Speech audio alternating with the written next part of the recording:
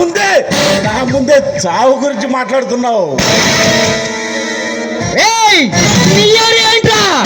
నేను ఎవరైనా నా నరకాలి అని ఒక్కసారి కంటైతే వాడింటికి వెళ్తా, వాడి నట్టింటికి వెళ్తా.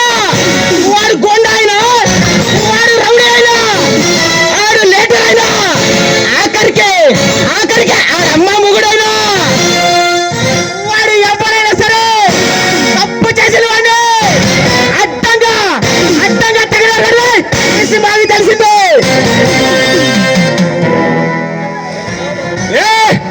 పిల్ల కొంక, నువ్వు నిన్నగాక మొన్న కత్తి పట్టావురా.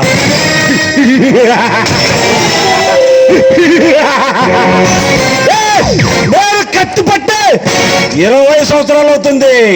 నన్ను చూస్తే ఈ సిటీ అంతా గడగడగడగడలాడిపోతుంది.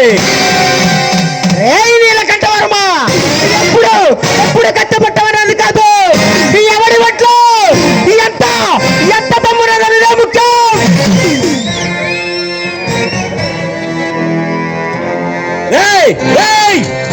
నేను తలుచుకుంటే ఇప్పుడు ఎక్కడ నిన్ను మొక్కలుగా అడిగే నీ మాంసాన్ని కాకులకి గద్దలకి ఆహారంగా వేస్తాను రా. నీలకంఠవర్మ, పరుగులే పెడతావు, మళ్ళీ కేకలే వేస్తావు, నీ ఇష్టం. నీలకంఠవర్మ, కొల్లినోడ్ల దాటాకి గంట టైం పడుతుంది. 5, 10, 100 లెక్కని ఓపిక. నీ ఇష్టం వచ్చినంత మందిని తెచ్చుకో. నేను మాత్రం ఒక్కడినే వస్తా.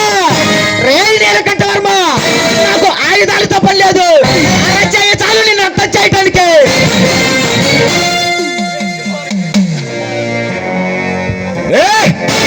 నువ్వు సింహాన్ని పేరు పెట్టుకున్నానంతా సింహంలో రెచ్చిపో మాకు.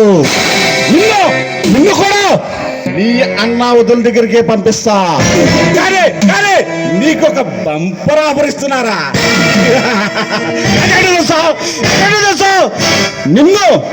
నిన్ను ఎలా చంపాలో నువ్వే డిసైడ్ చేసుకో. కానీ ఆ చావు ఎంత భయంకరంగా ఉండాలంటే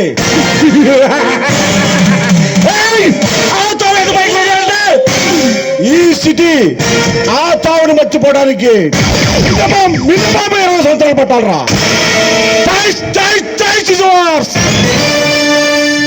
నీలకంఠవర్మ, నాకు నువ్వు ఆఫర్ ఇవ్వడం కాదురా, నేను నీకు ఇస్తున్న బంపర్ ఆఫర్. ఈ రోజు నుండి నీకు ఆ దేవుడిచ్చిన ఆశ తీరిపోయింది. సరిగ్గా ఈ రోజు నుంచి 30 రోజులు ఆయుష్ నీకు నేనిస్తున్నా. 31వ రోజు నీ ప్రాణం తెస్తా.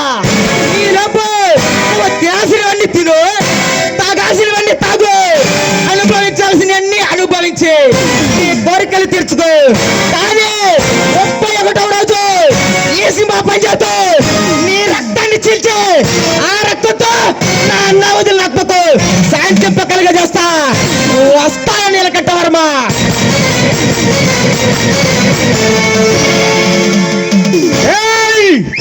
రేషమ, నిన్ను చంపేంత వరకు ఈ నీలకంఠవర్మ